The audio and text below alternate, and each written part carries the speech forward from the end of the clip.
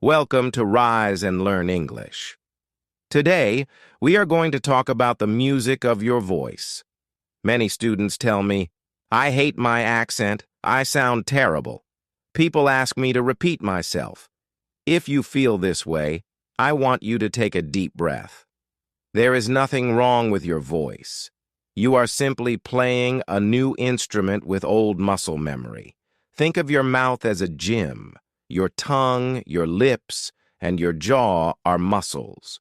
For your entire life, you have trained these muscles to move in a specific way for your native language. Now, you are asking them to do gymnastics they have never done before. Of course it feels strange. Of course it sounds different. Today, we are going to retrain these muscles. We are going to move from foreign pronunciation to clear, confident pronunciation. First, we must destroy a myth. The goal is not to lose your accent. Your accent is your history. It is your identity. The goal is clarity. You can have a strong accent and still be perfectly understood, but you cannot have bad pronunciation and be understood. The difference is simple. Accent is the flavor. Pronunciation is the recipe.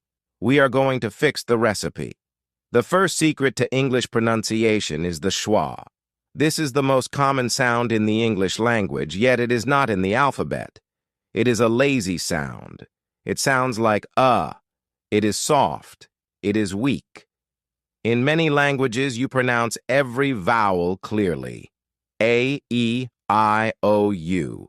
But in English, we only pronounce the stressed vowels clearly. The unstressed vowels become the schwa. Look at the word banana. You probably want to say banana. 3 clear A's.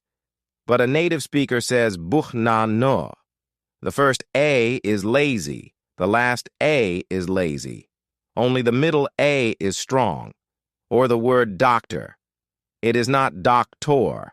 It is docter. If you try to pronounce every letter perfectly, you will sound like a robot.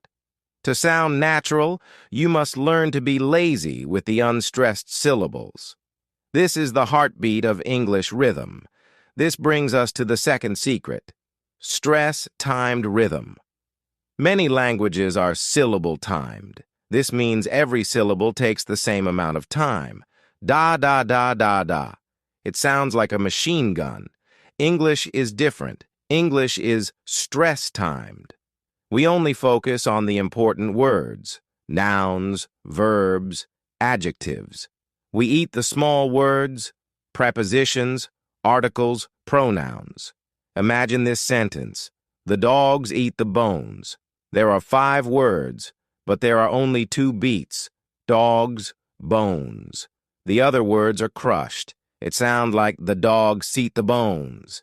If you say the dogs eat the bones with equal time, native speakers will struggle to understand you. You need to find the mountain peaks in the sentence and jump from peak to peak. Don't walk in the valleys. Jump. The third secret is linking. In your native language, you might separate words: black and white. In English, we glue words together. If one word ends with a consonant and the next begins with a vowel, they become one word. Black and white becomes black and white. Wake up becomes wake up. This is why listening is so hard for you. You are waiting for the space between words, but the space does not exist.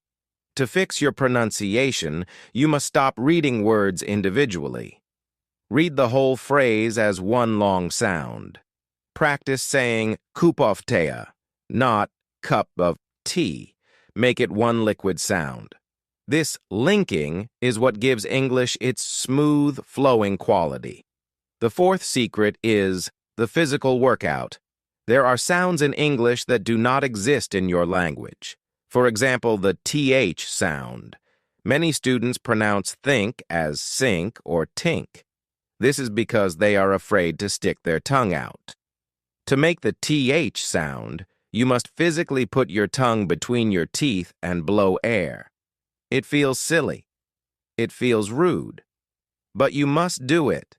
Stand in front of a mirror. Stick your tongue out. Say, "Tay chach." Do it until your tongue is tired. You are building new neural pathways to your muscles. If your mouth doesn't hurt after practicing, you aren't trying hard enough. You have to exaggerate the movement until it becomes natural. The fifth secret is the feedback loop. You cannot fix what you cannot hear. When you speak, you hear your voice through the bones in your head. It sounds deeper and richer than it actually is. You need to hear what the world hears. Record yourself on your phone. Read a paragraph from a book. Then listen to the recording. It will be painful. You will cringe. But this is the only way to find the truth. Compare your recording to the audiobook. Where is the difference? Did you miss the schwa? Was your rhythm flat? Identify one specific problem and try to fix it.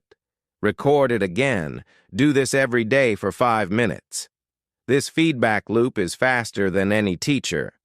Finally, we must talk about confidence. Pronunciation is 50% physical and 50% psychological. When you are nervous, your muscles tighten. Your throat closes. Your tongue becomes stiff. This kills your pronunciation. You mumble because you are afraid of making a mistake, but mumbling makes it harder to understand you. You must speak with volume. Open your mouth. Articulate.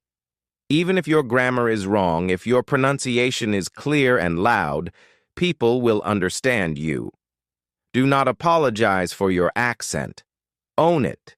Speak slowly. Speaking fast does not make you sound fluent. It makes you sound nervous. Speaking slowly and clearly makes you sound intelligent. So here is your plan. Tomorrow, find the schwa in every word. Find the stress in every sentence. Link your words together. Stick your tongue out for the th, and record yourself to track your progress. Your voice is an instrument. It just needs tuning. Start tuning it today.